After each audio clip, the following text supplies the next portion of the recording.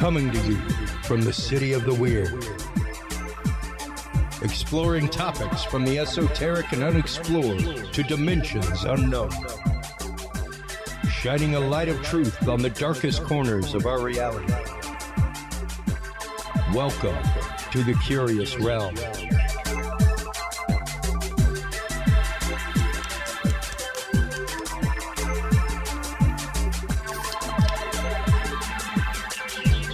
Well, hello everybody, and welcome back to the live show. So sorry for the pre-recorded episodes the last couple weeks. I have been out on the road. I assure you, though, much of that is coming to an end. Very soon you will be hearing so much more live content from here at the home studio, as well as live content. Our next live show is coming to you from the Fouke Monster Festival in Fouke, Arkansas. Our good friend Craig Woolheater, founder of the Texas Bigfoot Museum, is helping put that on. We are one of the sponsors there. We will be doing live streaming all day long, just like we did from the Texas Bigfoot Festival. Great response from that. We had over 300,000 responses on social media to that. And in addition to that, folks, just so you know, we are now officially, because of you and sharing the show and everything else, over 5,000 followers on Facebook. So we have almost 1,000 involved active members of our group, and well over 5,000 people. More people who follow the show's page than who like the show's page, which means more people actively want to see what we're doing pop up in their feed than just want to casually follow us. That's great stuff. So keep it up. Keep sharing the show. Keep checking it out online and sharing it with friends, family, everything else. Here in just a minute, we are going to be getting to Lester Velez. He is the author of The Unknown Other and the Existential Proposition of Alien Contact. He is also the co-founder of OPUS, the Organization for Paranormal Understanding and Support. He is a good friend of our friend Daniel Allen Jones, who is our guest in the second half, as well as our friend and guest, and the person who put me under hypnotic regression in an episode, Terry Lovelace. So very, very much looking forward to the conversation this evening during the live segment with Les Velez, talking about his time as a MUFON field investigator, his involvement with MUFON, and his co-founding of OPUS, and exactly what the mission of the Organization for Paranormal Understanding and Support is all about. We will be getting to Les right after we get done with our News of the Week. News of the Week is, of course, brought to you by the good old Facebook, folks. Stop on by, join the Curious Realm group for the conversation. There's a great video from Mike Turber today of 5x5 News, who did some great coverage of the UFO UAP hearing that happened. We were playing that just beforehand. We'll be covering a couple of those things with Les this evening and what his opinion is on those. From listener Will Liam out of expressnews.com, refugees in Texas. Which countries do they come from? Not a lot of people realize that we get a lot of refugees here in Texas. Out of the Daily Beast, anti-snowflake Jordan Peterson quits Twitter because he, quote, can't hack the insults. Out of Phys.org, researchers developed a new 3D printed shape memory alloy with superior super elasticity. Out of dailymail.co.uk, veterans were told to stay quiet after seeing UFO in the Middle East. Tons of UFO news today because of the hearing, actually. Out of Wall Street Journal, an exclusive, China Eastern black box points to intentional nosedive. Apparently, the China Eastern plane that went down was put into an intentional nosedive. I'm sure we will hear more of that as things come out. And breaking news out of Bloomberg today, Elon Musk says Twitter must prove their bot claims for the $44 billion deal to proceed. That is just some of the news there in our Facebook group, Curious Realm. Stop on by, check us out, curiousrealm.com. While you were online checking that out, make sure to stop on by the website of our amazing guest, WebWorks Wireless. WebWorks Wireless is your home for unlimited Wi-Fi for the entire family, anywhere at home or abroad. Anywhere that you have cell phone signal, you will have unlimited connectivity. Curious Realm is streamed live to our website every week via WebWorks Wireless. I have yet to hit a data cap at 20 gigs plus of uploaded data per month. Stop on by, check them out, webworkswireless.com, as well as our other sponsor, Secret to Everything, our amazing guest, Dr. Kimberly McGeorge. Make sure to stop on by secrettoeverything.com. They are your number one source for alternative health, frequency healing, and consciousness expansion. Speaking of consciousness expansion, folks, our guest today, Les Velez, many, many years spent working with MUFON hand in hand, coming up with protocols for field investigators, things like the abductee team, the experiencer team, which our good friend and guest Sev Talk is a member of, as well as co-founder of the Organization for Paranormal Understanding and Support. Welcome to the show, Les Velez. How are you doing today, sir? Great, Christopher. How are you doing today? I am more than fantastic and very excited to have you on tonight. Well, I'm thrilled to be here, and I look forward to our chat.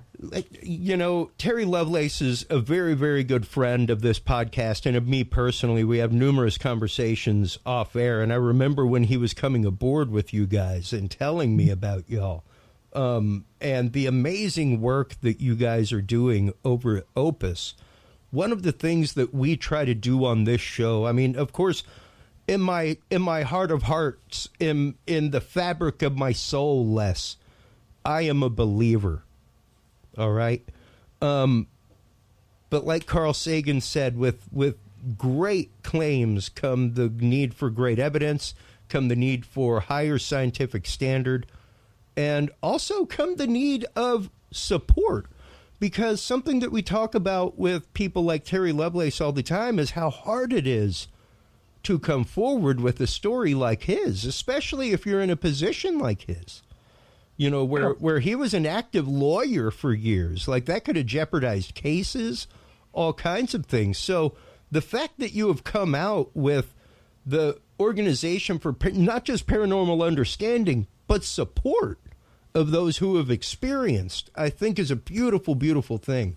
Thank you very much, Chris. And one of the things, you know, as you said, that people that are having these types of experiences oftentimes do not know who to talk to, or that they start to talk to people, these people feel that they might be crazy.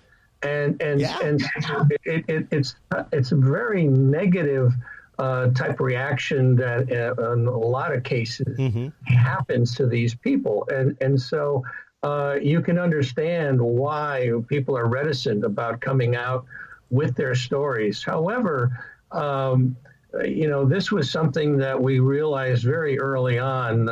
OPUS was founded in 1994 by my co-founder, Dr. Eugene Lipson, who's subsequently has passed away, unfortunately. He was a wonderful man.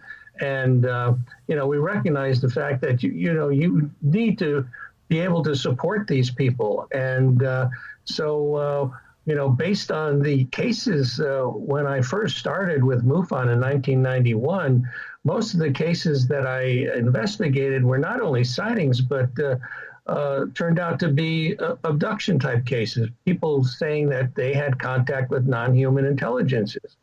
And so, you know, what do these people do? They can't turn to their family members in a lot of cases. They can't turn to clinics. They can't go to a regular psychologist or psychiatrist because most of the mental health community is not open, or you know, they don't have the experience with working with people like that. So we saw that there was a need for this type of an organization to be set up, where we can support these people with an online support group or a referral to hypnotherapists that are familiar with the topic, or mental health practitioners. So, Yeah, this is it's an incredible phenomena, and we've found through various studies that these people do not have a psychopathology. They're not crazy. They're not fantasy prone. All the debunkers talk about all these various things. Whether it's sleep paralysis. Well, 2/3 of all the cases, whether in a bedroom or not, did not involve sleep paralysis. Fantasy proneness, as I mentioned, is not a factor. The American Psychological Association nor any mainstream psychological diagnostic system has either ratified or even proven such a diagnostic. And then fantasy proneness, as I mentioned, we found was not a factor in the omega-3 study. I don't know if I said fantasy proneness twice. What I meant was false memory syndrome was the American Psychological Association finding that was not ratified or proven.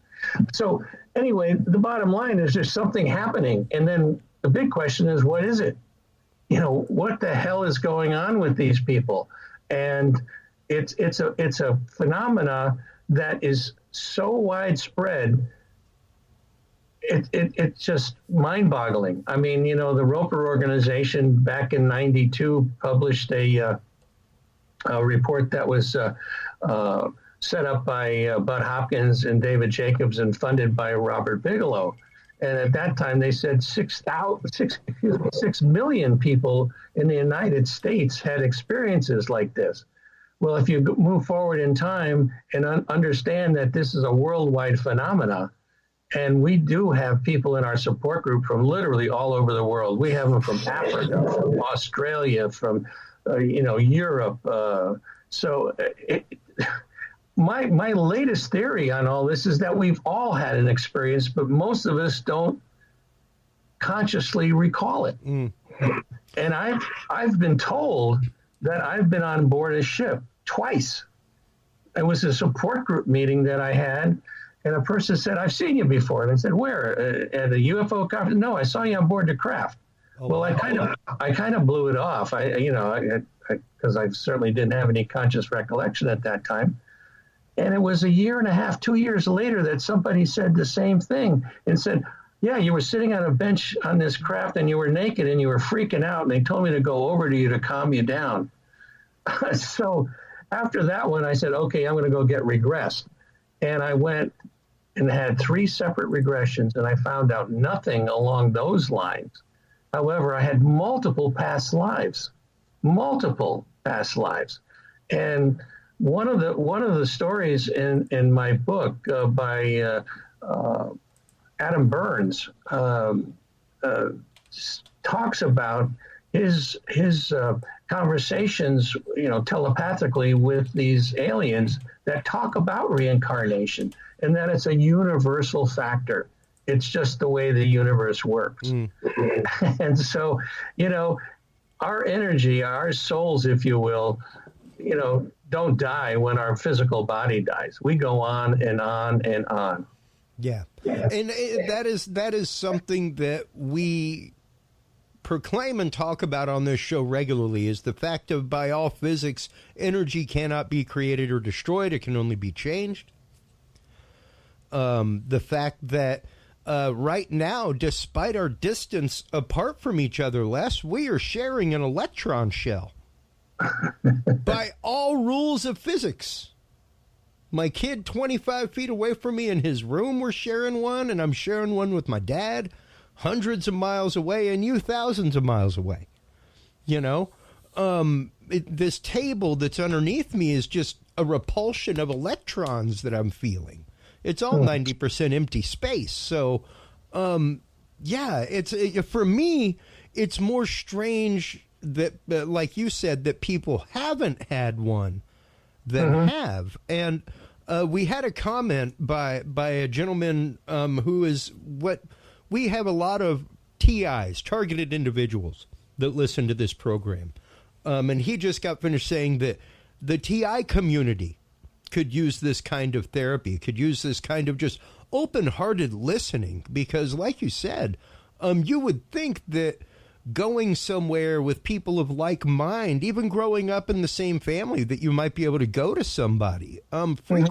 Frequently you're not. And we just had that discussion last week with Mary Helen Hensley, talking about the bad side of NDEs, near-death experience, and people who come back.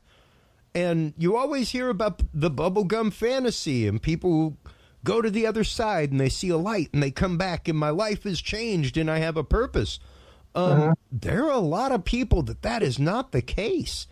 There are a lot of people that when they have the quote extraterrestrial experience, my friend, they are petrified stiff.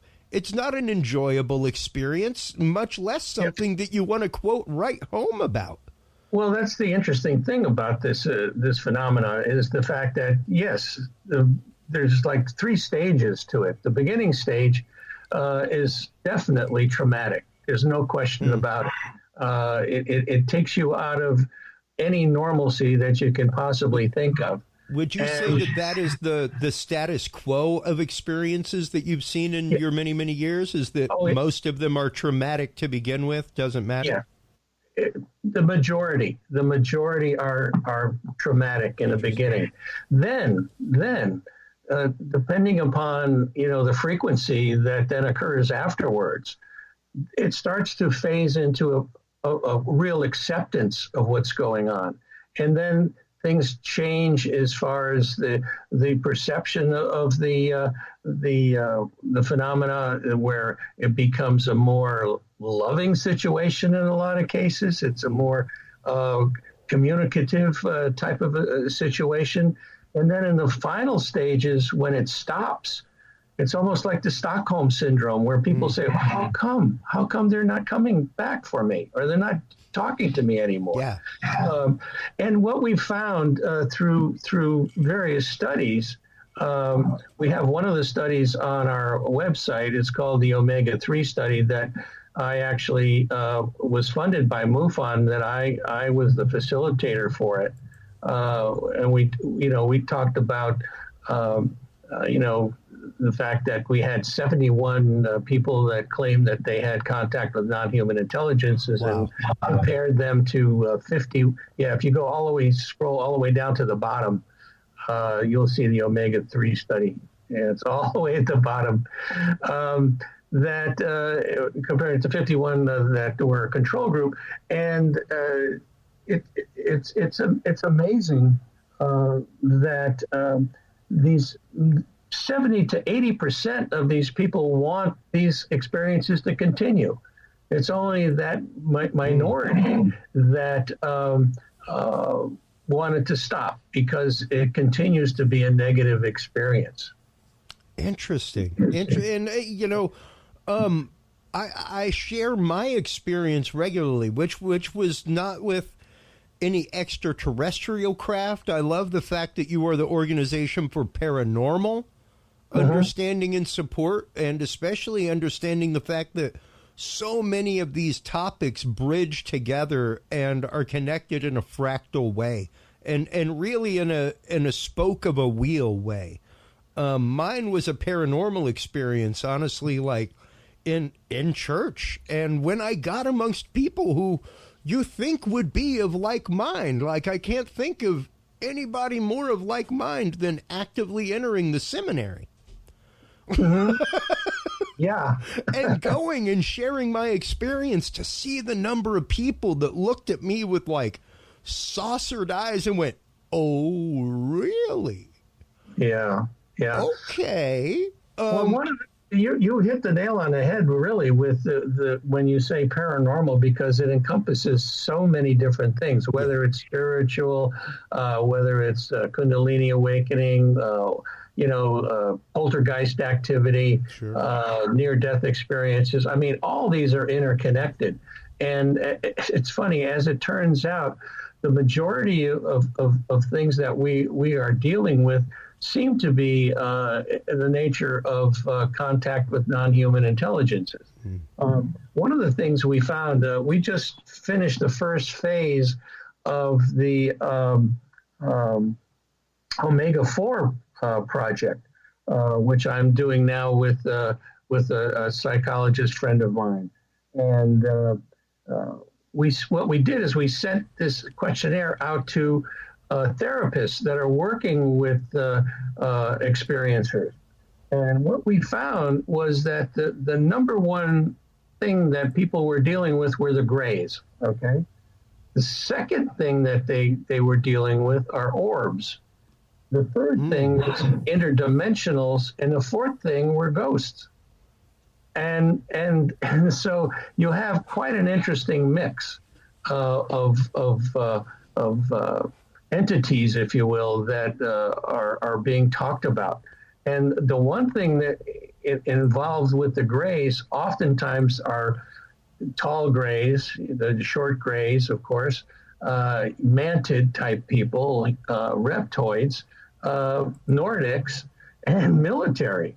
And so there's, I've often thought about the fact that all these different races are utilizing the grays. Is there some kind of a large supermarket out there or an Apple store that sells grays to be used to abduct people? Because we're a violent race. And I've had people tell me from our support group that they bit people, the grays. One person totally ripped an arm off of one. And so it's amazing. It's amazing that they all seem to be utilizing these basically biological robotic type things that most people talk about. That they're not like a reptoid or a mantid type of a creature, but a special utilitarian type of a creature. Okay, much more of like a specially built apparatus that they bring themselves through. And with that in mind, I'd like to, especially with your years of work as a MUFON field investigator, as a co-founder of OPUS, I'd like to address a couple of the things that were brought up in today's intelligence briefing. Really, the first ever public intelligence briefing regarding UAPs. People are regularly read in on this topic in Congress, but this is the first time that there was ever a Senate hearing where there were numerous people and there were cameras and they were asking questions about UAPs. And I thought it was very interesting that at one point they made it very clear that some of these things may not be physical. They said the great majority of these sightings are physical and can be explained, but some of them we don't really know what they are. And not only do we not know what they are, but they don't seem to be something physical. They seem to be something ethereal that's there. What do you make of that? Yeah, I think that it's a multitude of different things. Just as, are these things extraterrestrial? Are they interdimensional? Are they time travelers? Are they our military? Yeah. Certainly interdimensional craft would certainly seem to be non-physical. As a matter of fact, I had a case that's in the book of a couple that were picnicking in a state park north of Santa Cruz, California, and they noticed this object over the ocean, and this bright light basically at first, and as it got closer, they noticed that it was a triangular craft about the size of a small Learjet, and this thing proceeded into a canyon behind them, and they noticed another light over the ocean, and this craft finally got over their heads, and it was the same type of a craft. And the first one, they were looking at it. The second one, they felt it was looking at them, and they became frightened at that point. Oh, wow. Well, this happened 5 more times, and these craft were sitting in this canyon, just kind of fluctuating, the butterfly effect, where they hover and seem to go back and forth. And all of a sudden, they all went up on their side, and it's like they went around a corner, but there was no corner. They just totally disappeared. And then this couple also had missing time in the process. They when they came out of the park, the last thing they remembered was that they were coming out of there, and they ended up at a restaurant which was only 5 to 10 minutes away from where they were, but it was 3 hours later, and they had no recollection of how they got there. So, I mean, you know, these are just some of the things that I have about 25 stories from experiencers in the book that are quite interesting, and shows a lot of the different things that are possible when people have contact with these intelligences. Well, and I find it interesting because I also choose the term experiencer, and I don't think I'd really thought about it as deeply as you had when you go through your learned explanation as to why you use the term experiencer after your many years of field investigation, dealing with abductees, dealing with close encounters of first, second, third, fourth kind. You came to use the term experiencer because it was literally the most politically correct. Yeah, I feel it's neutral. Yeah. You know, because, you know, abduction has a negative connotation.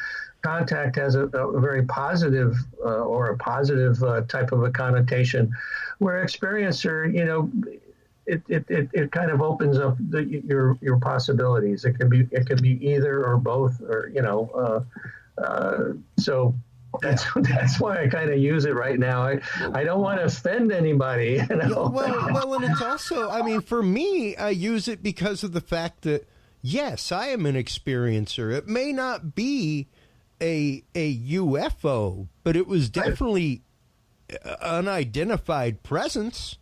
Mm-hmm. That I was there, not just once, but numerous times in my life, and what I know in my life to be the presence of God.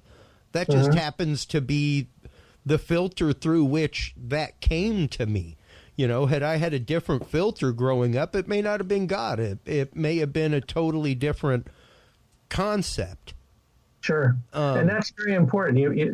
That we do filter things through our upbringing, how you know, the experiences that we have when we're young. I mean, one of the things that we found is that there's been, for a lot of experiencers, there's been a childhood trauma of some sort that has gone on, which caused them to dissociate in a way. And that dissociation seems to open people up to having these types of experiences. You know, there's the second part of the omega-4 study that we're doing. We will go out to the clients of these therapists to get more information about the experiencers, because I think it's something that we're trying to really find ways to help these people. And if we can find a quote unquote formula, if you will, that will make these people have a better understanding and also to be more comfortable with what's going on. I think this points to the fact that I think this has been going on since you know, man has been present on this planet. Same. We're not at the top of the food chain. This whole structure has been going on for millennia. Yeah. And we are just kind of waking up to it in a way, or some of us are waking up to it in a way. There's many people, you know, that get up in the morning, have breakfast, go to work, come home in the afternoon, have dinner, watch some TV, go to bed. Next day they do the same thing over and over and over again, which, you know, that's not a bad thing. I mean, they got to take care of their family. They got to do, you know, put food on a table. And so it's important. But when you have something like this happen, it shakes up your worldview. Yeah. And people's worldview changes dramatically after this. Yeah. You know, they come back with a message that, hey, we need to be better stewards of the planet. We need to take care of our air and our waters, and we need to be better to one another. We need to be more loving. And you know, these are all wonderful, wonderful traits, or statements that they come back with, these ideas, I should say. And you know, how bad can that be? But I mean, there's a school of thought that all these aliens are bad, you know, and then there's some people that feel they're all good. Well, I think you need to be careful with that. I think we have, just like we have here on Earth, we have good people and bad people, and I think the same thing is going on up there, even within the species. Because I've heard reptilians, you know, people say they're all bad. Well, I've had people say that they've had wonderful relationships with the reptilians. Were they evil people? Yeah.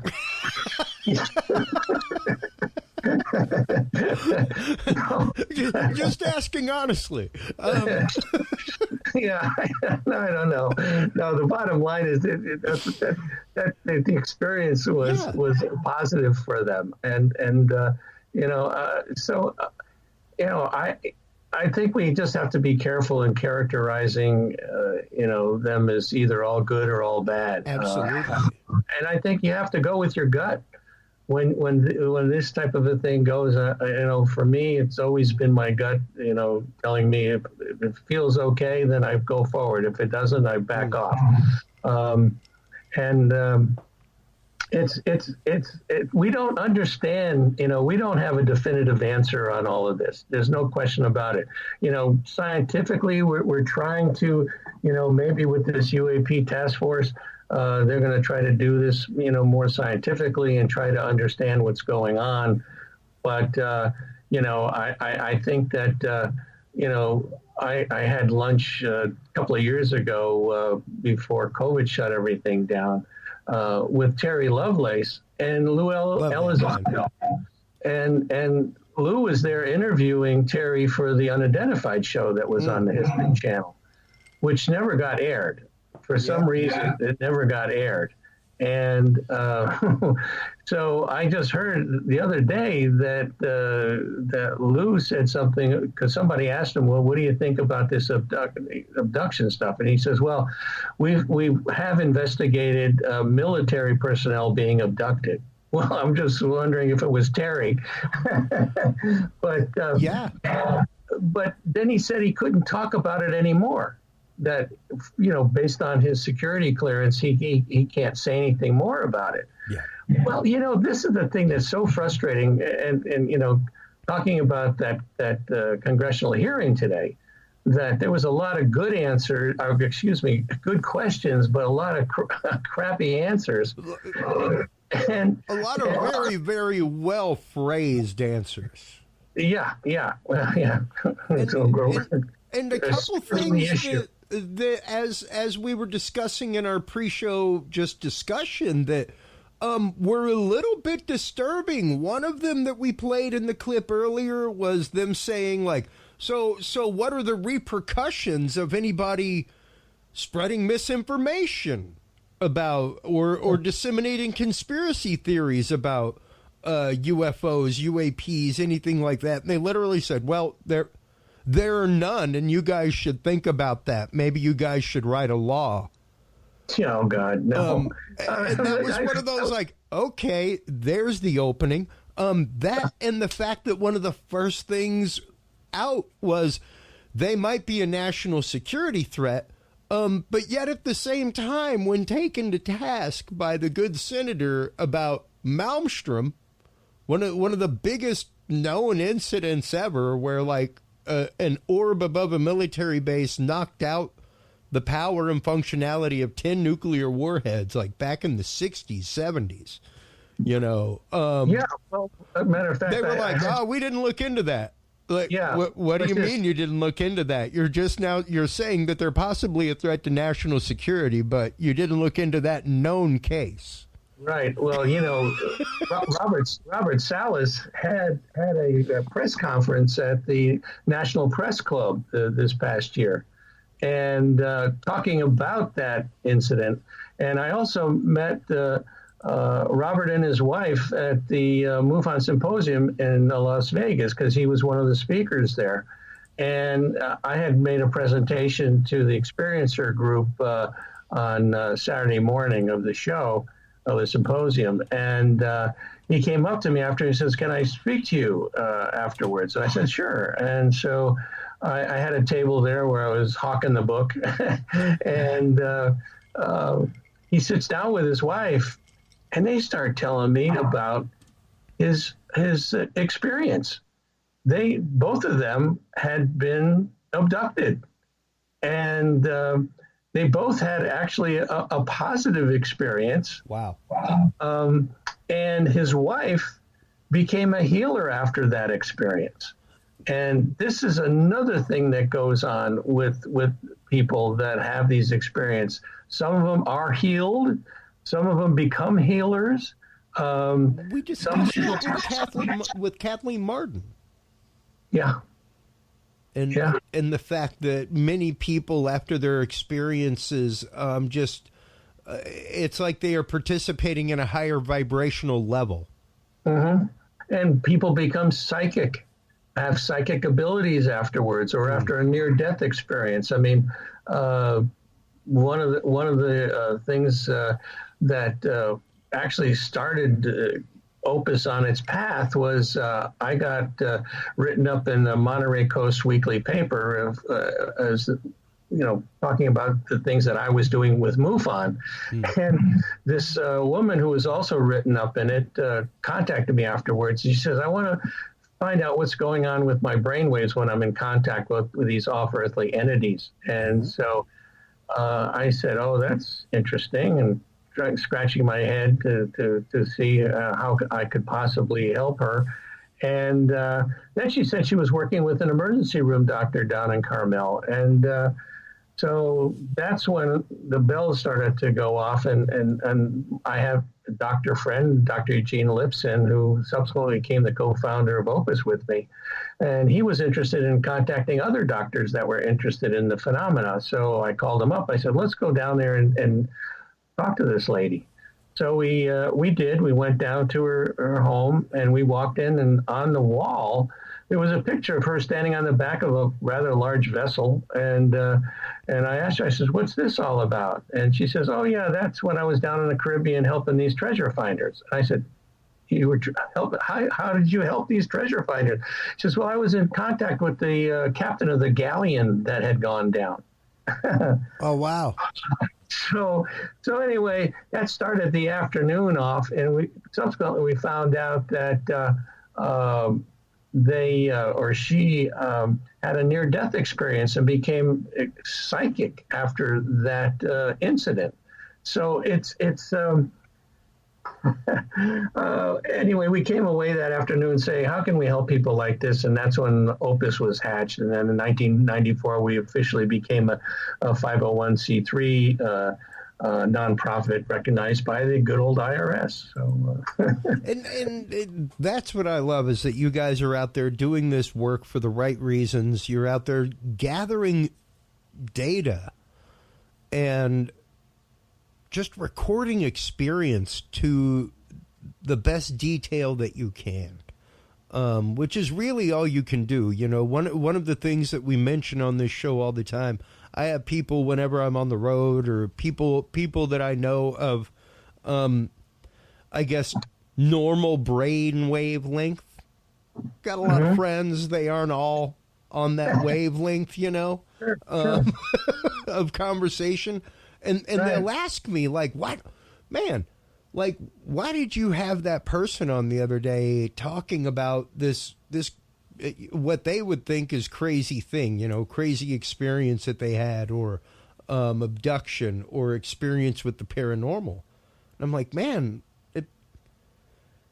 if I didn't believe my experience, I don't know where my life would be. yeah, you would be having a hard time. Yeah. I mean, it's literally a part of how I define myself.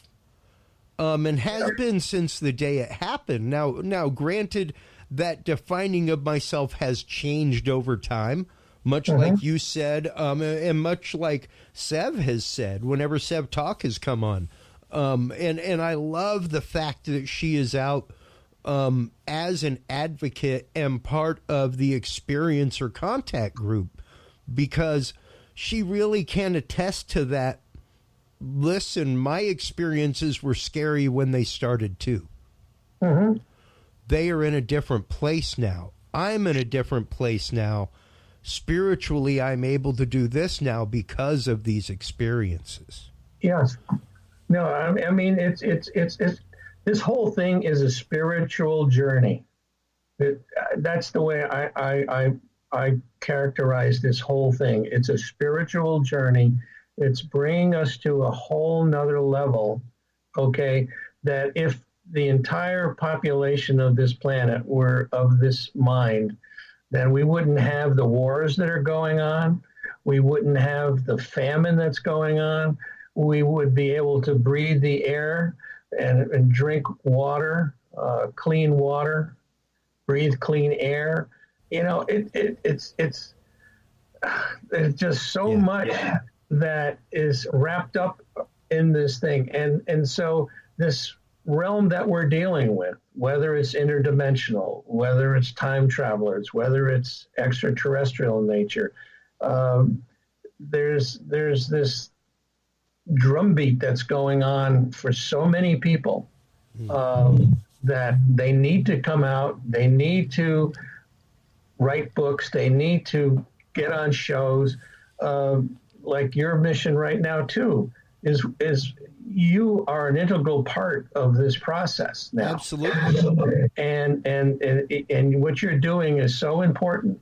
So thank you for what you're doing and helping to get the word out that there's another way to think, there's another way to act.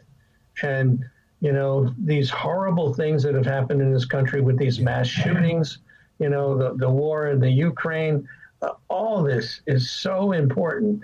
And maybe these UAP hearings and things will start us in some way, shape, or form down a path once we understand perhaps who these people are, because I think they need to understand who's driving these things. Well, most definitely. And granted, whether they are, and we've had a lot of guests. We've had Mike Turber on since these things started being exposed, talking about whether or not they were known technology being tested, A team, B team style, you know, red team, blue team. It's really curious how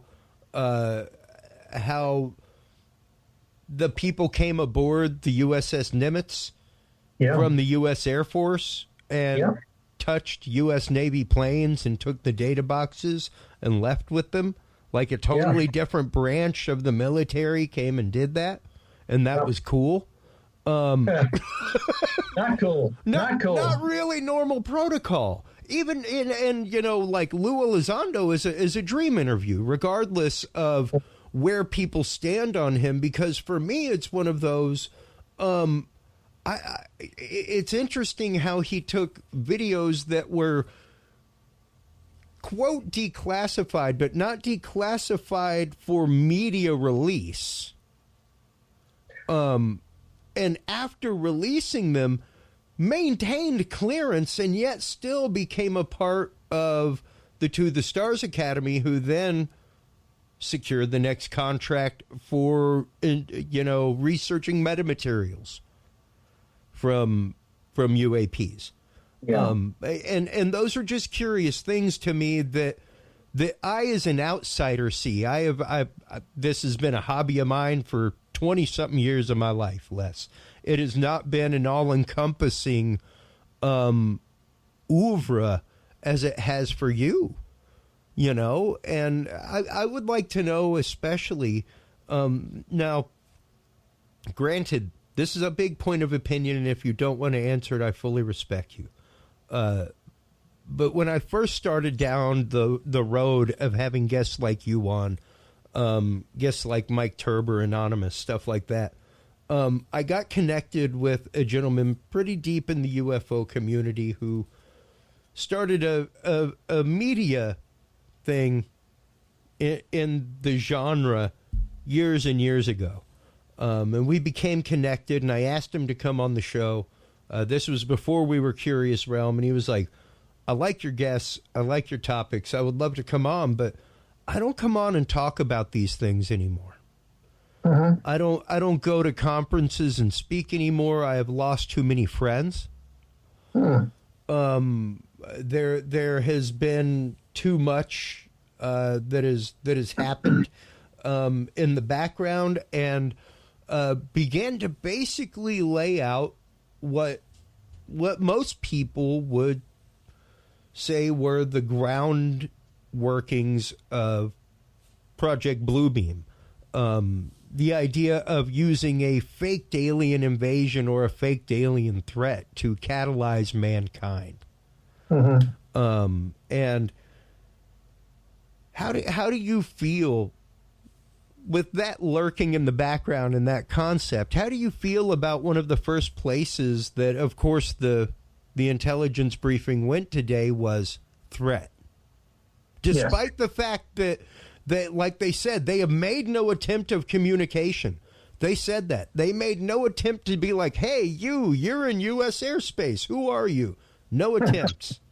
Hi, John. Nice to meet you. Nothing. Yeah. So, they made zero attempts. Granted, they fired no weapons either, they said.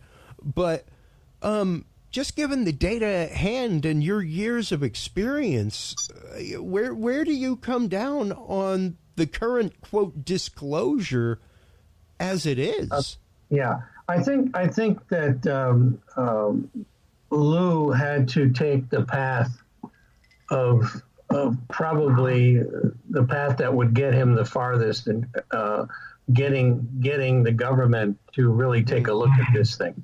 Well, and getting the most real attention on it that would have hooks. Yes. Yeah. I if you take Stephen Greer's attitude that they're all wonderful and loving and all of that, then I think that his effort to garner any interest in moving forward with investigating these things would have probably fallen on deaf ears. I think now utilizing the threat is probably a good way to get the government to move forward, because, I would think that the Maelstrom Air Force Base shutting down the missiles is probably something that you would classify as a threat. Massive. Like the good senator said, hey, I'm no intelligence expert, but I'd say that's a big one. Yeah. And if you haven't looked into it, could you? Yeah. And I think that it's, in one way, it's them showing that they have unique abilities that we don't have. Sure. And that they have an intelligence that's beyond what we have as far as their technology. And I think it's important that we try to, understand. Now, the next part of that, which is why I would like to interview Lou Elizondo myself, because I do have an interview series on our website that I've interviewed. You do. Linda Howe, who's also on our advisory committee. Preston Dennett. Yeah. And there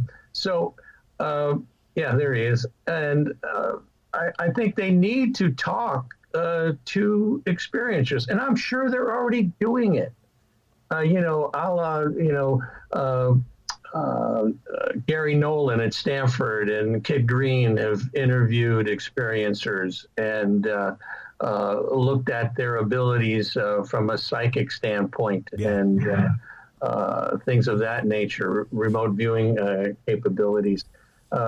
But so they are talking to experiences, but it's not in a public domain yet. And there's so many facets of coming out, if you will, because then what is the rest of the population that does not or has not had an experience like that look at these people and say, ooh, these people have these abilities and we don't. So should we, you got the white supremacists out there. So now you're going to have the anti-alien people, coming. You run straight up into an X-Men equation immediately. Yeah. I hate to make the analogy, but it's so entirely true. And we make the differentiation on the show all the time, the percentage of 80-20. Out of 100% of the population living in America, less than 20% took part in the American Revolution. The other 80% were like, you are a crazy person. Stop what you're doing. Yeah. So it's not like we have to convince 90% of minds to this waveform or to this idea that this might be a thing, Les. We only have to get 1 out of 5. You only got to shoot a 20% average here to actively make a big enough ripple to make a difference, and it's interesting to me how, since 2017, that those December footages, I remember being at my family Christmas and pointing at my cousin and going, aha, look, it's on CNN. Yeah. Yeah. And it's been since then that you now hear the media using the terms UFO denier. Mm-hmm. Things like that, those typical buzzwords that start coming along. And once again, to hear the words threat come about, yes, it will probably be the easiest gateway to research funding. Yeah. Absolutely. No doubt about it. Now, one of my other hard questions for you is earlier you mentioned the oh my God, his name just left my head. The good gentleman who once did his work out at Skinwalker Ranch, Robert Bigelow. Oh yeah. Mm-hmm. You mentioned Bigelow. What is your take on Bigelow? Have you had a chance to work with him? Does his interest to me seem extraordinarily genuine, and the findings of some of their team, at least what was made public, are extraordinary. Yeah, I think that he has a genuine interest. I mean, he professes the fact that we are definitely not alone. Absolutely. And that he has a curiosity that he can quench because he has the kind of money he has. Right. And so I think he's very genuine. I mean, he spent a bunch of money with MUFON. The Star Team stuff came about because of Robert Bigelow, and precisely. And then that fell apart. But I think he's trying to collect data and trying to understand what's going on. I mean, he bought the Skinwalker Ranch, and then he sold the Skinwalker Ranch, and I think he probably found out some interesting things, which we probably don't know the full story of. And he's in possession of the metamaterials now, and so it's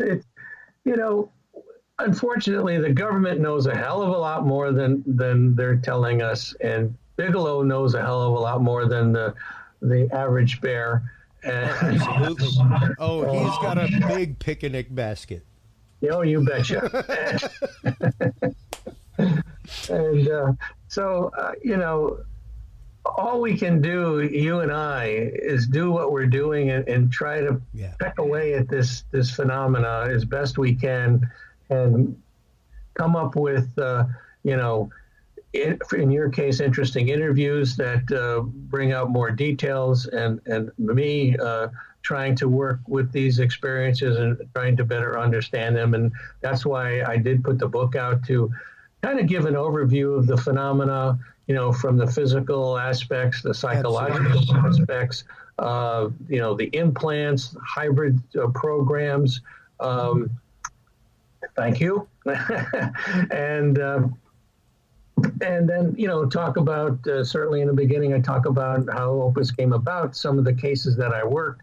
And I got the UAP report in there that came out, a year ago, last June. And 4 pages. Yeah, and the omega-3 study is in there too, which gives the full all the statistics on it.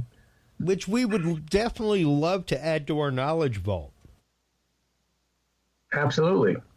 And I've got the book up there. Like I said, I've purchased 2 physical copies, one for myself, one so I can give it away, because I'm getting ready to do quite a few live events, things like that. So I want to have some great in-depth books like this to be able to give away at those events, that kind of stuff. Because once again, these things cross all lines, and that's why I love that it's the Organization for Paranormal Understanding and Support, because once again,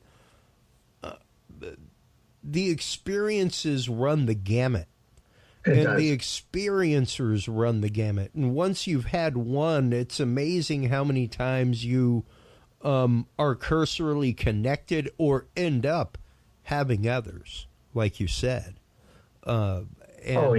Even the opening of the other side of the door to healing, to being a sensitive, to being a conduit to other things for other people is such a beautiful thing.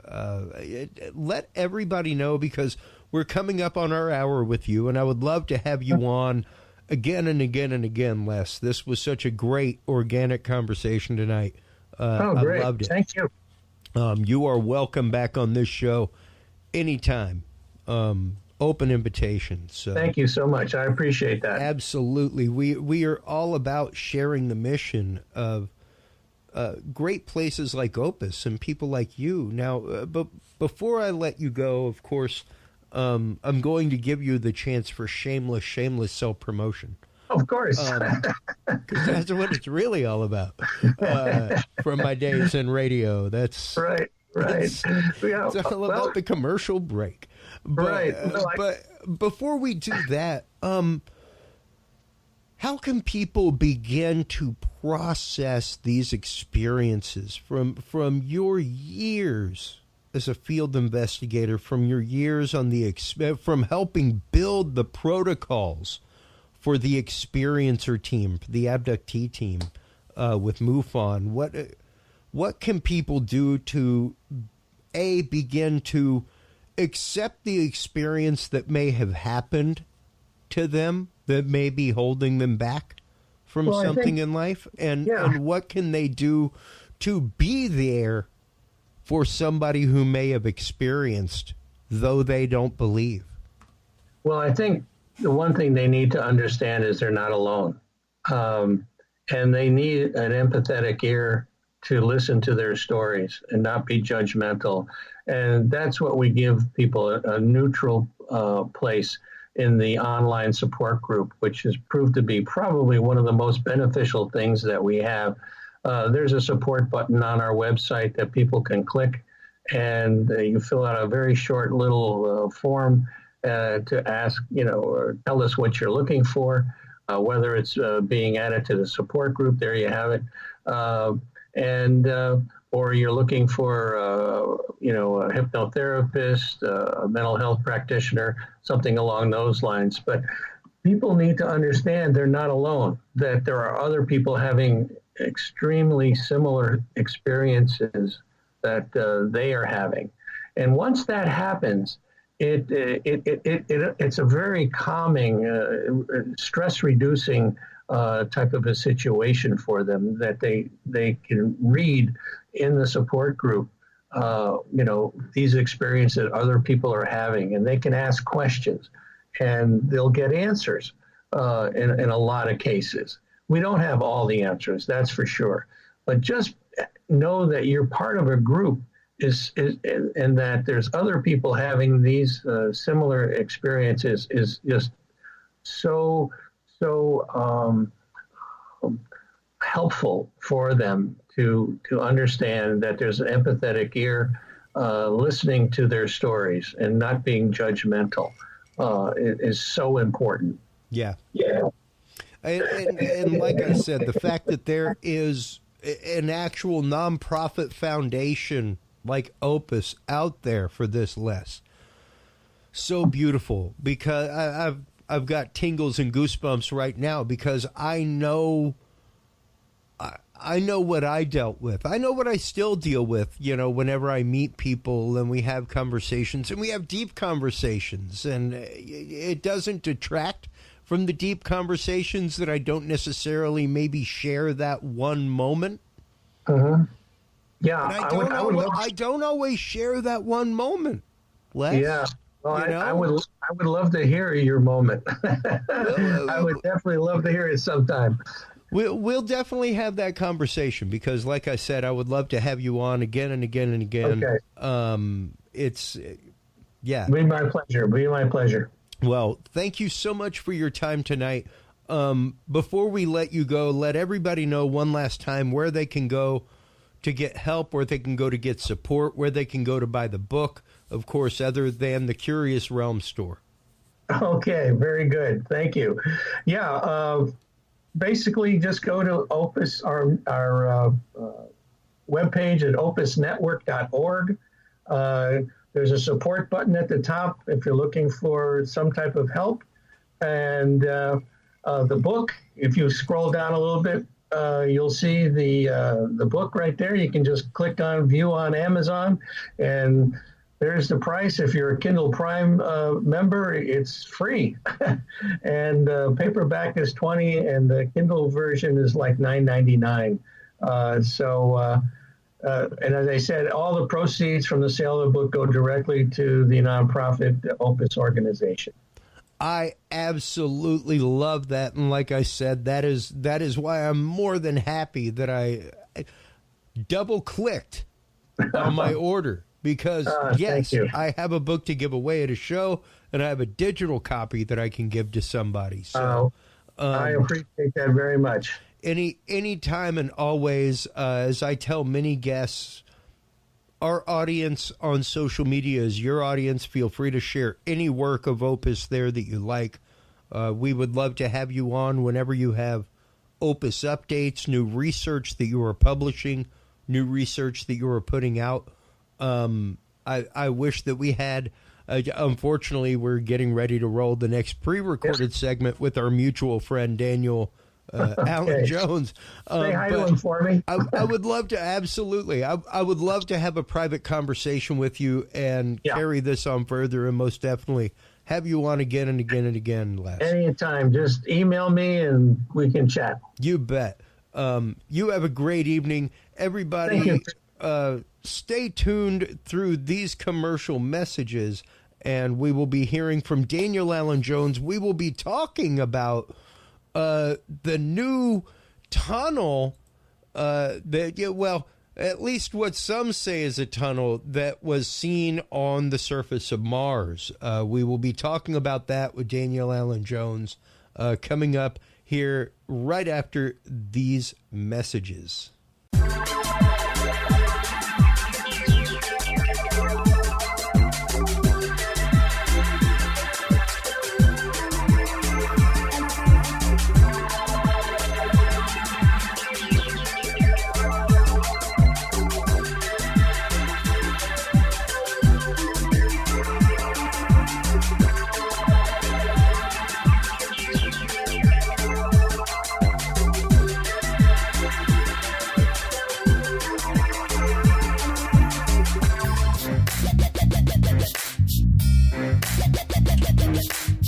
With the rise in attention to the health benefits of cannabis and cannabinoids, including CBD, True Hemp Science has become one of the premier providers of full-spectrum CBD and CBD-related products. Using a proprietary spagyric process, True Hemp Science extracts maximum benefit from the whole hemp plant.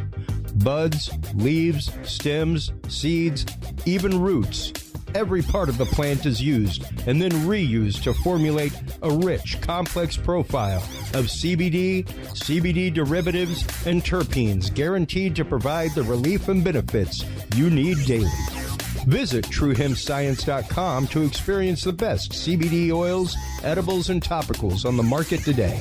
And use code CURIOUS7 to save 7% off your entire purchase of $50 or more and get 2 25 milligram CBD cookies or brownies free. That website again is TrueHempScience.com and the code is CURIOUS7.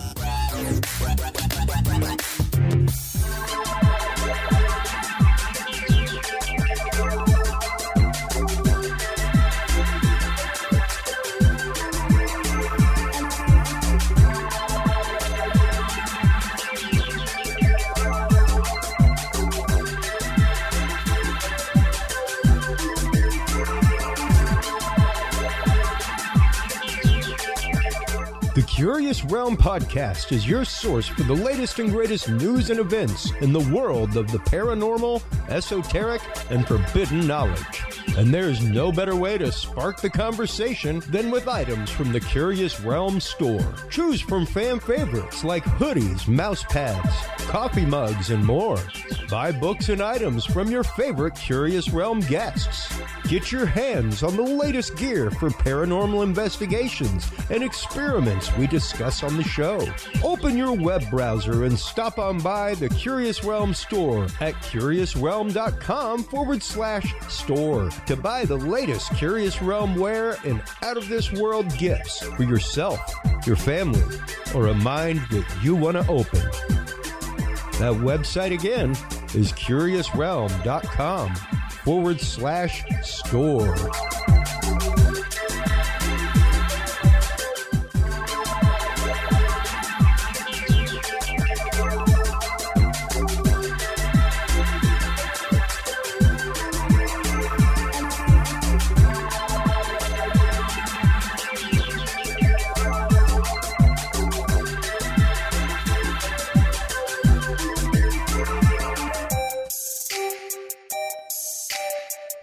Have you considered starting a podcast?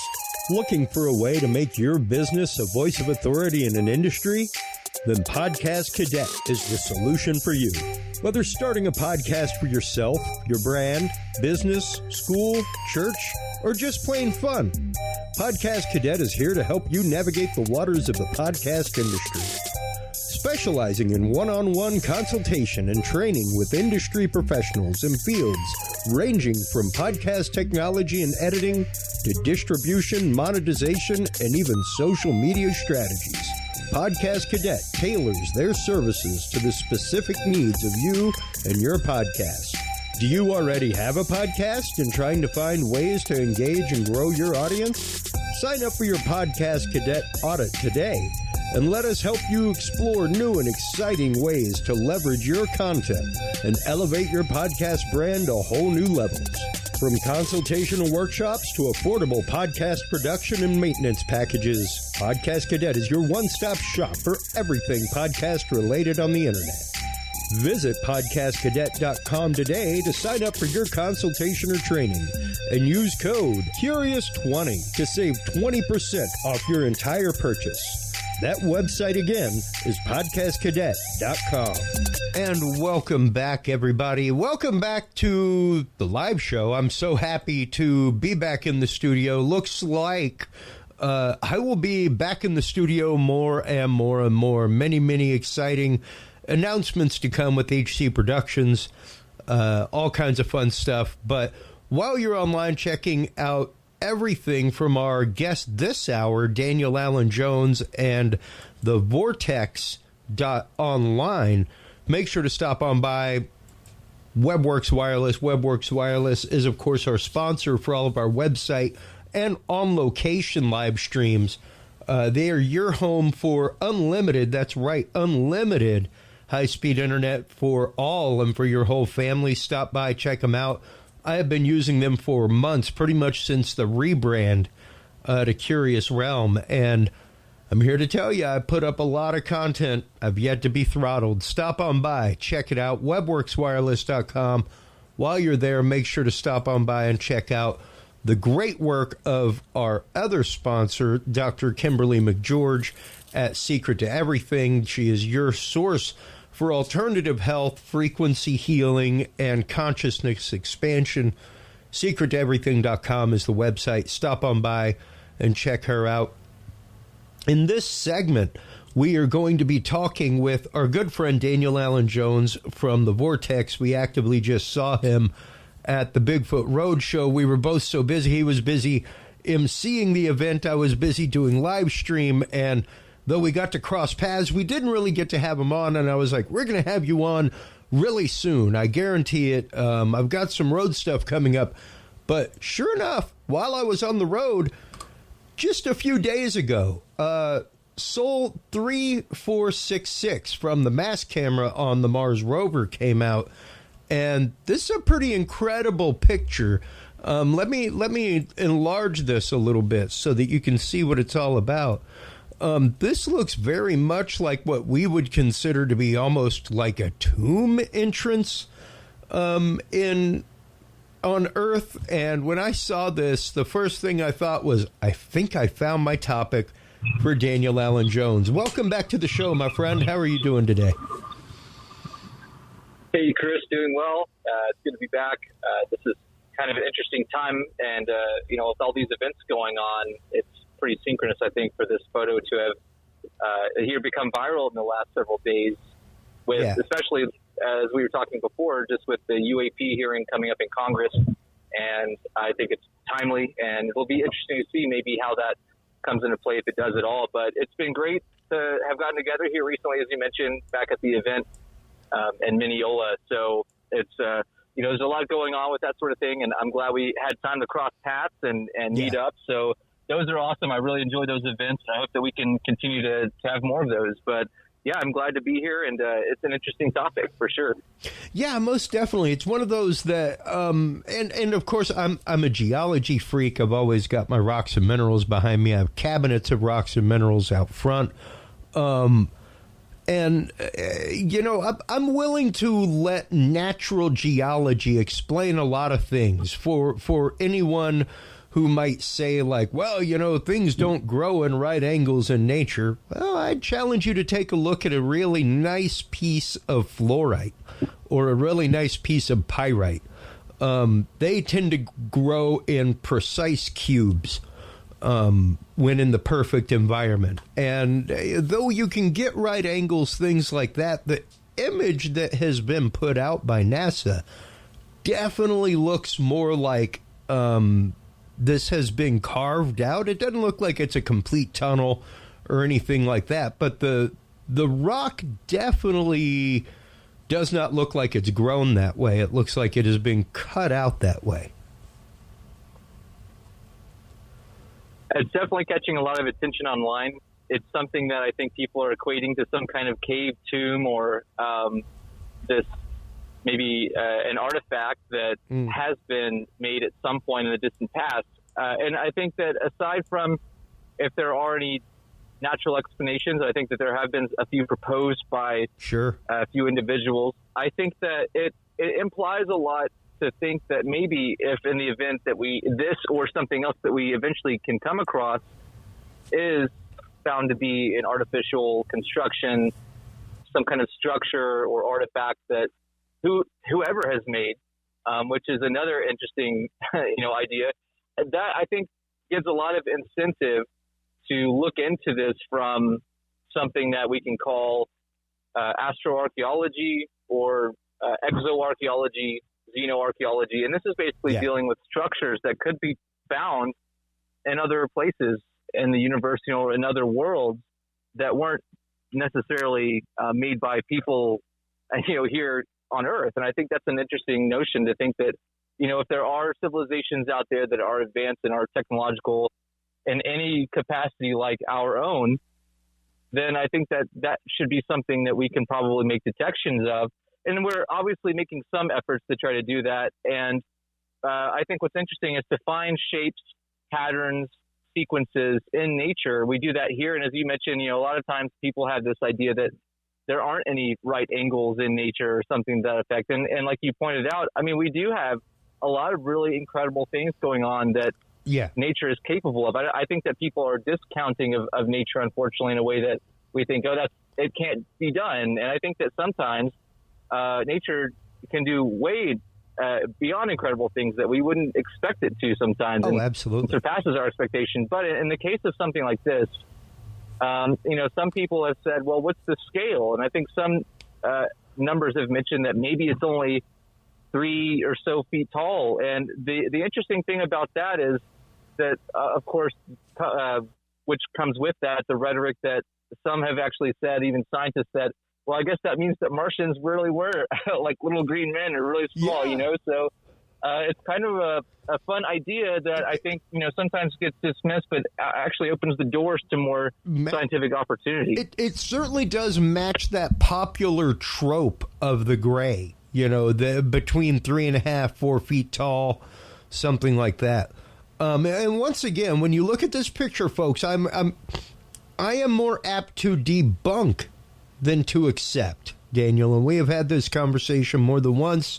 As the great Carl Sagan would say, with a great claim comes a greater need of evidence, and the demand on the evidence is bigger. And I think it's definitely something that needs to be explored.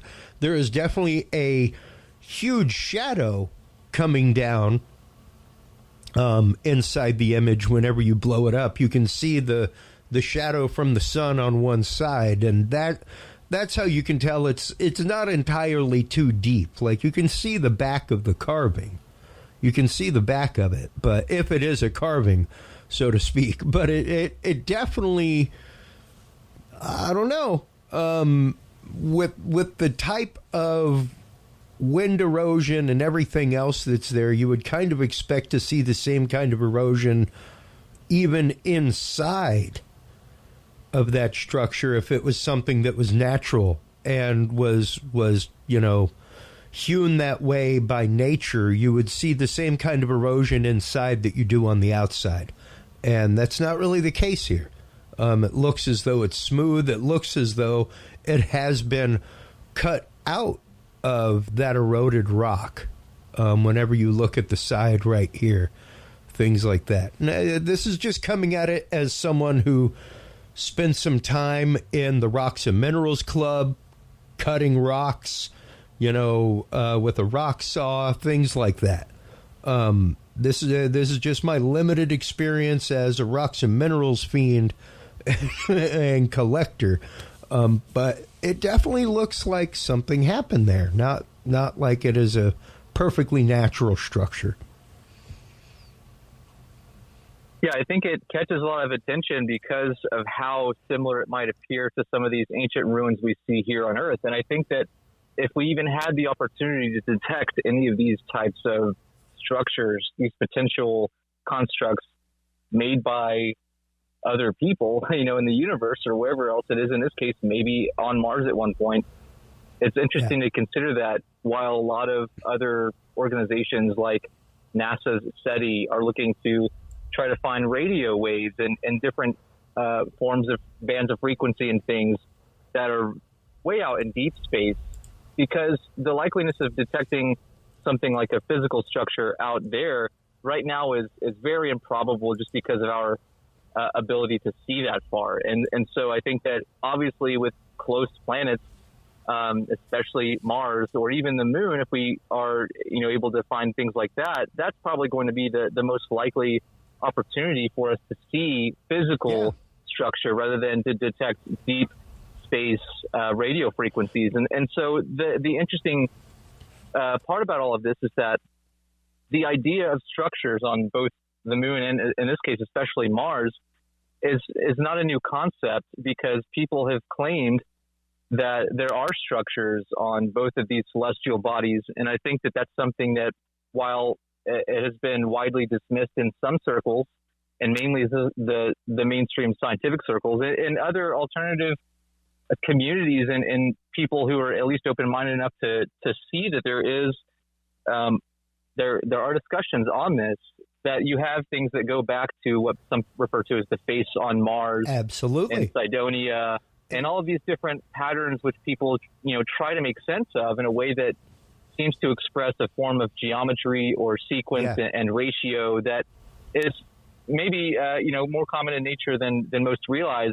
And this idea that maybe there are these sort of pyramids on Mars or obelisks on the moon, or all of these other things that maybe we're trying to relate to something that we've seen here, that people have done, that we have our ancestors have done in the distant past. And I think that maybe there's this interesting idea because of the lore and the mythology behind a lot of ancient astronaut theory and just the modern scientific direction of, is it possible to find and detect any of these things if they exist?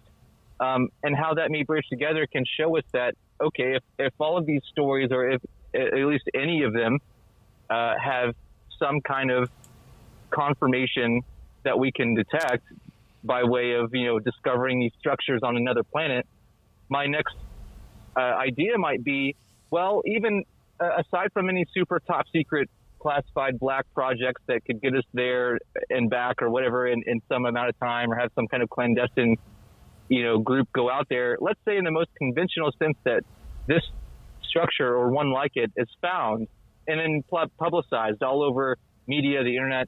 And we said, okay, then what do we do to get people there if we do it all? If we look at what NASA or SpaceX or any of these types of big space industry companies are doing, it would seem like it would take years for us to even tangibly send anything out next to, having people would be astronomically longer, because, this whole idea, I think, gets at this whole reason why we even know about this in the first place, which is because of the Curiosity rover, which is there because people can't seem to be there according to what we're, shown and told and what's conventionally available.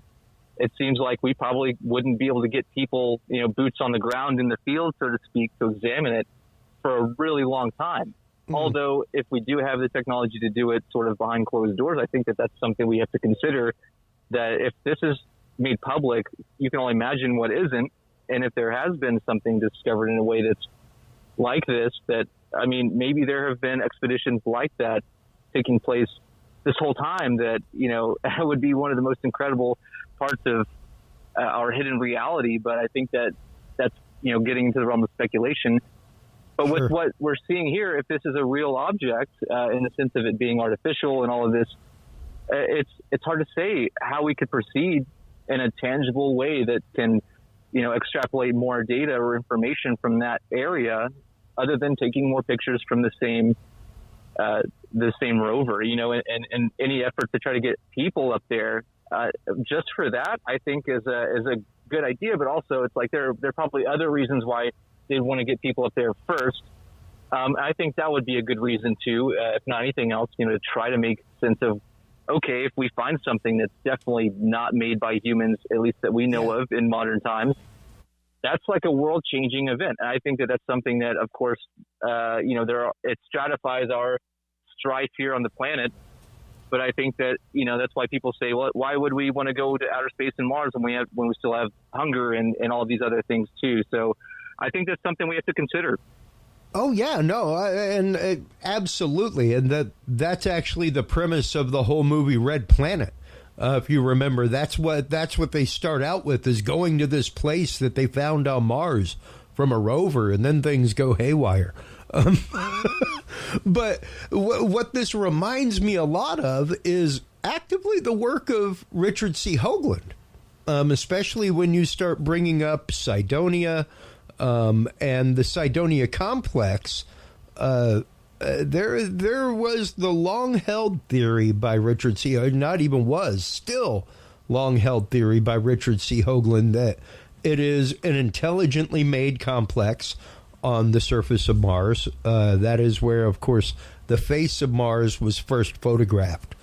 And when you look at it, all kinds of polygonal structures, pentagonal structures, hexagonal structures, many things that look from the air akin to the bent pyramid of Khufu on Earth, things like that. So, once again, like you said, the idea of might we find something, might we come across technology of either a lost civilization or a civilization that has relocated? Sure, definitely within the realm of possibility.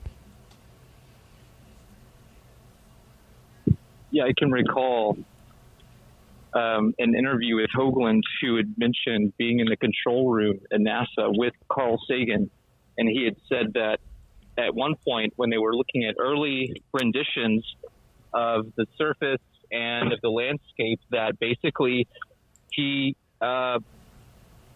were given orders to change the hue and saturation of the imaging quality to go from a nice sort of a pale blue sky to a reddish, dirty, brown type of coloration. And it's interesting to think of if that's actually in everything he says is true, then a lot has been changed and doctored before it ever reaches the public. And it makes you wonder. I think that there are probably some decent reasons as to why there has to be image editing to, get a nice, good picture. But at the same time, that seems like that's kind of a different direction. That's almost like concealing some kind of, imaging or something that otherwise could be very different than what we're told. And I think that maybe if, as you had mentioned with the structures that he talks about, that could be a really big deal. And it makes you wonder, okay, if that is true and they discovered these pyramidal structures, and then there's a lot of geometry and the ratios between all of these structures shows some kind of connection with intelligence and maybe intelligent design by some civilization or something, you would think that maybe why would America not want to say, hey, we discovered, ancient ruins and we're going to go up there and set the flag down and say we did it first. It seems like the really American type of thing to do. That is the total American thing to do. But it's not happened. That makes us wonder, in the case of something like this, what is the agenda? Or if something does finally become not discredited and not debunked and not falsified, what do we really do? And I don't know if there's something set in place for that to happen because of how intangible it seems outside of sending more robotics, and that might be what we have to do for now. Well, and this is one of those prime examples. Richard C. Hoagland is a dream interview of mine. I have followed his work for years and years and years, and to see the way that science has literally driven him out because of these theorems. And that's all that they are. They are theorems. And that's how we get science. You have to be willing to think outside of the box. You have to be willing to accept what may not fit your paradigm. And at the very least, explore the possibility. And I have always lauded him for that. And with his work on Cydonia and things like that, I think it's the fact of he might be striking a little too close to home for a lot of people in science to be able to accept.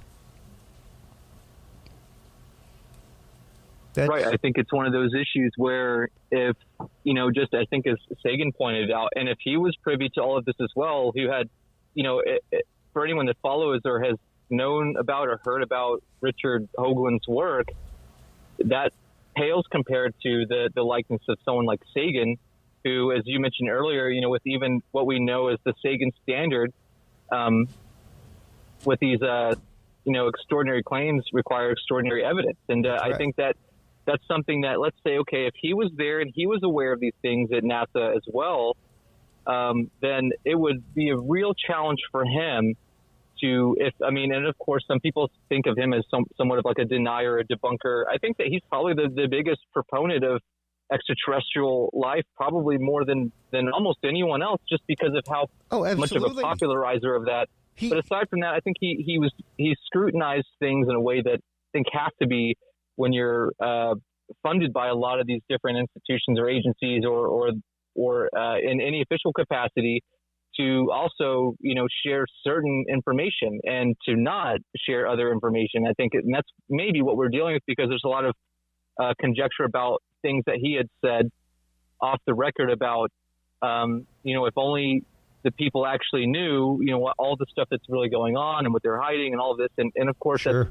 That's a little bit of rhetoric, but I think it's one of those things that I think that you have to consider that if someone like Sagan was also privy to this, that, he's holding back a floodgate of just all of this information that maybe he was told not to discuss in any way publicly. And that makes you wonder, with all the stuff that he could say, and he did say, what maybe, is left there in the haystack, where we might be able to find those needles of truth, so to speak. And I think it's interesting to think of someone like that, or Hoagland, or any of these people who've known about the Mars research for a long time, because most people now only know about it because Elon Musk wants to go there, and so that's another challenge, is that we lose information over time. And most people only know about it now because of the work of these people.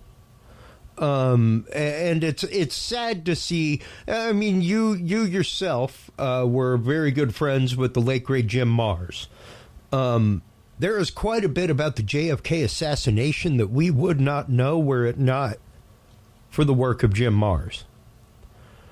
And that's the sad thing, is that we know the information, but we tend to forget the source. And so many times, especially whenever you're talking about people coming through with testimony, people coming through with, hey, this is what's been happening for a long time. Someone like Richard C. Hoagland was there with the Viking programs. He was there when we first landed on Mars, when we were first making the passes to go past Mars. And he had been ringing this bell for a long, long time. And to know that now we are getting to the fact of considering these things, we are getting to the fact of looking into things greater, and with what you may or may not think, folks, about the face on Mars, things like that. The arrangement of these things in the Cydonia region and the shape of them, things like that, are strange. They're interesting. And they definitely, I think, no different than any placement of standing stones on Earth or something like that, which may point to something.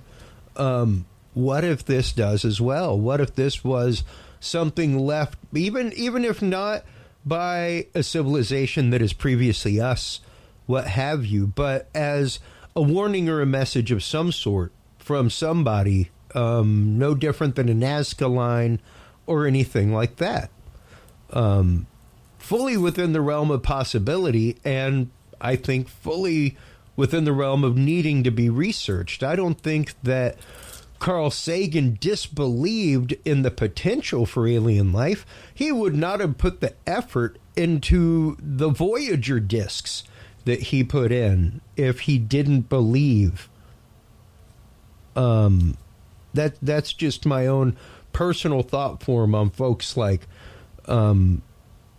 Carl Sagan, Richard C. Hoagland, what they've done for the cause of this research, and what they've done to help literally ring the bells of science, to say at the very least, we need to investigate, we need to explore and do the work of science.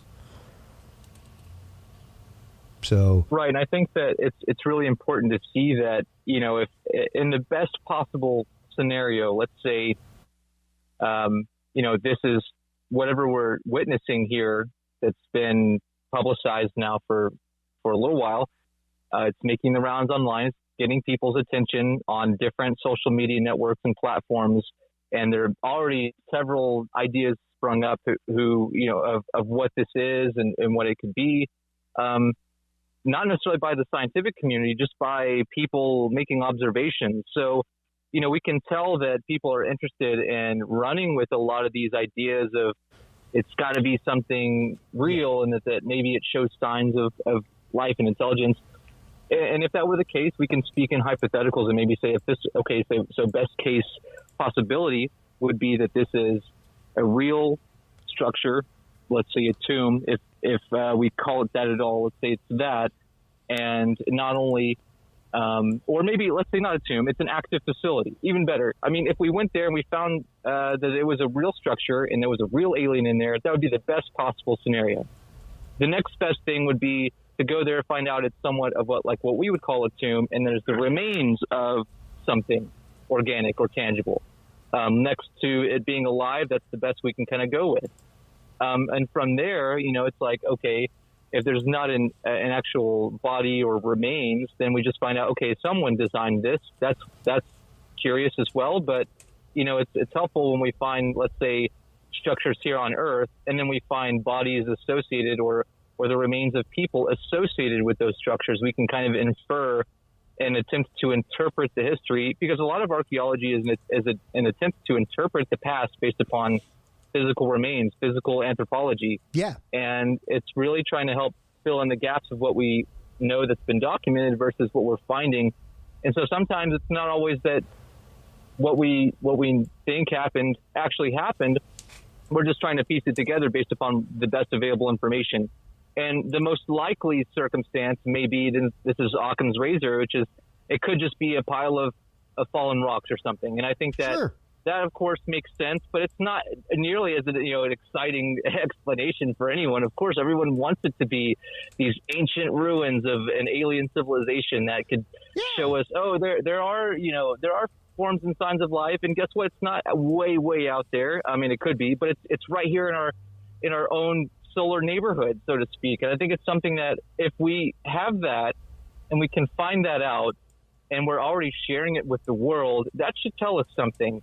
That what has been found out that has maybe enough of a seriousness to it by official, organizations and agencies, militaries, things like that are actually looking at stuff under defense secrecy that can't just outright share it with the world because of, the secrecy issue. And I think that makes you wonder, okay, if we're sharing stuff like this and amateur astronomers, and people think that there are a lot of ideas on astronomy and all this stuff, but astronomy is not one huge working body of unified people. I mean, you have a group like NASA, but you also have all these other independent space agencies and amateur astronomers and people who are trying to do this work from all angles. It's not all, a concerted effort that I think seems to all have a, the same idea. And it's the same with science in general as well. People kind of have this idea that, oh, science says and does this, and it's not really like that. But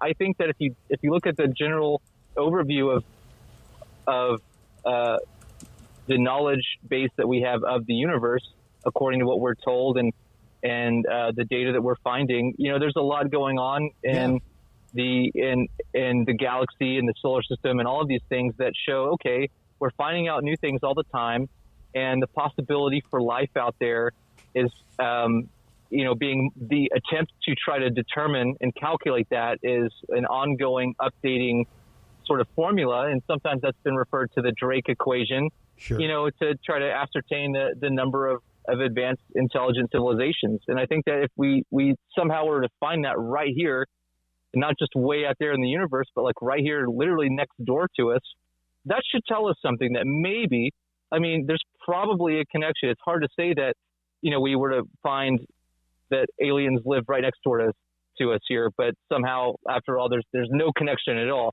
And we haven't found anything in the rest of the universe ever, but we just happen to find something right next to us. I think that there's got to be something that would show that, okay, if we're finding something that close, we need to really revisit the past, revisit what people were telling us. I think is a really good example. A lot of people really find the notion of ancient aliens or paleo contact, what we call ancient astronaut theory, really interesting and entertaining because of media and things now. But one of the biggest proponents outside of Eric von Däniken was Zecharia Sitchin, who's no longer with us, but he wrote a series called The Earth Chronicles, which talked about Nibiru and the Anunnaki. And I think it's one of those things that you have to see is a big reason why a lot of these ideas were popularized. But he basically tried to translate these ancient Sumerian, Mesopotamian tablets and texts that talked about these Anunnaki gods who came and basically started humanity, coming from their own planet, which they called Nibiru, and they used this other nearby planet, which he referred to as Mars, as a sort of waypoint to Earth. And if that all is true, and obviously there are some people who are very dismissive of his claims, but let's just say for the sake of this concept that if any of that or anything like what he's suggesting is true at any point in our earthly history, that there's a connection to Mars in the distant past, then maybe some of those things are still detectable, just as we find ancient remains of civilization here on Earth. I think that maybe if Mars is as Earth-like, or Earth is as Mars-like, maybe as we're told and shown, sure, because all the things that we learn about Mars keep continuing to kind of develop toward this idea of it once being very similar to Earth, rather than it being this sort of desolate, desert of rocks all the time, that maybe at one point it had oceans and waterways that we can maybe find traces of now.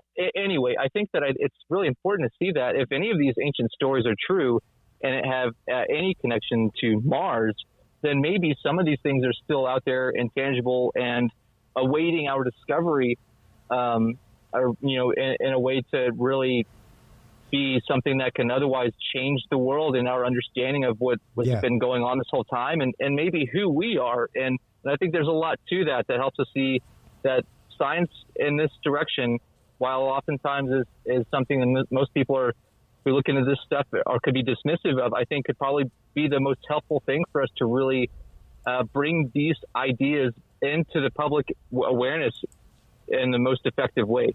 Yeah, absolutely. And, I was showing up on screen just a minute ago, and I'll show it now in a little bit greater detail. But you did get to handle what you needed to handle, right, Daniel? We're all good. Yeah, we're good. Good. I was showing up on screen just a minute ago, a close-up of this, quote, portal on Mars. And what I was flipping to was actually the Portal de Aramu in Peru, and which is like an unfinished doorway carved into the rock in Machu Picchu. So interesting. Kind of a similar motif there going on with the fact of if it is something carved, then it was unfinished, or if it was finished, then perhaps it was made to represent that whole unfinished concept. And I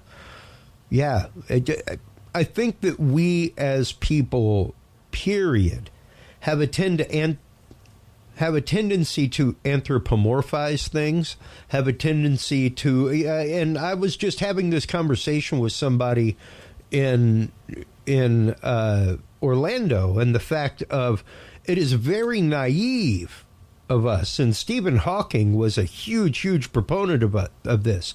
It is naive of us to anthropomorphize aliens and think that, well, sure, we're aspiring to peace as a species. Why wouldn't they?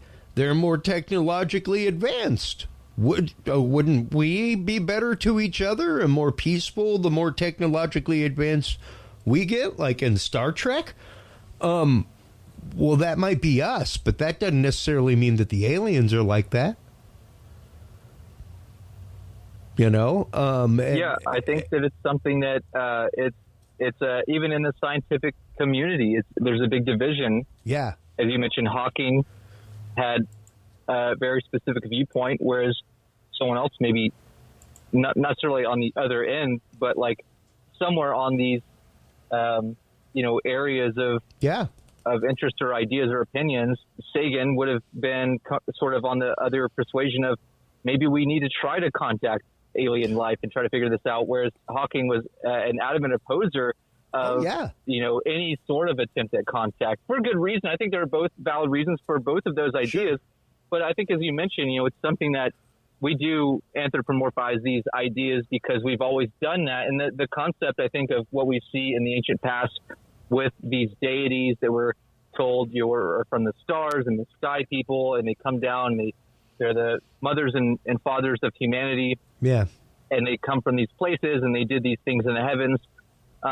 You know, and granted, a lot of that could just be something that, if to most people, just say, well, that's just a fun story that they made up to tell people. Okay, if most people think that, or most people have this idea of mythology and religion and how maybe some things can be historically based or not, the premise, I think, of the progenitor theory, I guess, is something that really you have to weigh in. If these people were humanoid and they were in some form bipedal and what we understand to be sort of human in the sense of what we are, I think that makes you wonder, or should make anyone wonder, if there's any truth to any of that, or if there's any reality or factuality to any of that, then we should probably be able to find evidence or make detections of that actuality. And I think that's something that challenges the idea of, like, what Stephen Hawking was also getting at, is that,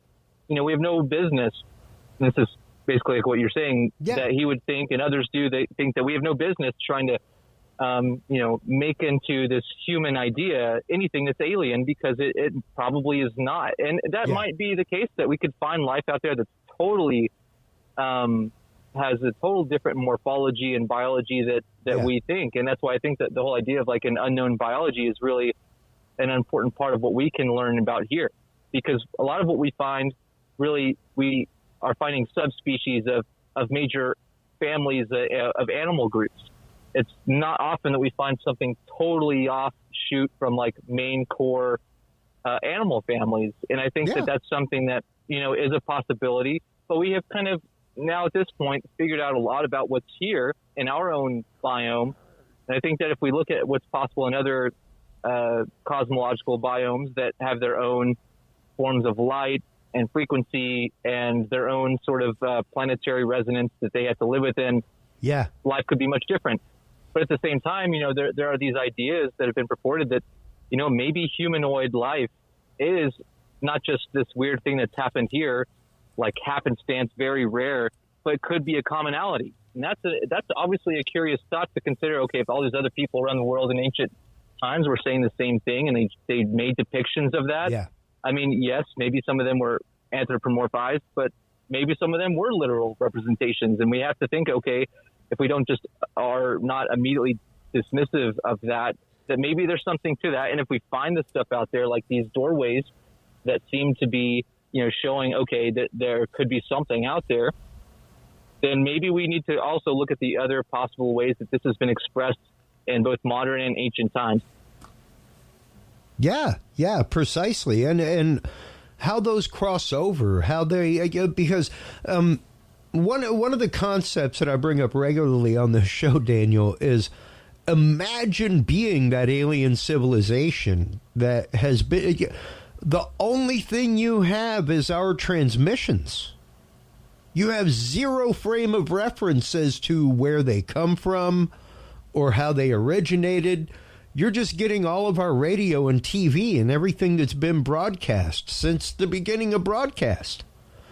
And it almost becomes, I don't know if I know you're right up around the same age as me, but I don't know if you're as hip deep in the pop culture of the 80s. But if you remember the movie The Voyagers, where the kids build the little spaceship and they go up, and these aliens that they meet talk like in TV. Everything that they talk about is TV and radio and things like that.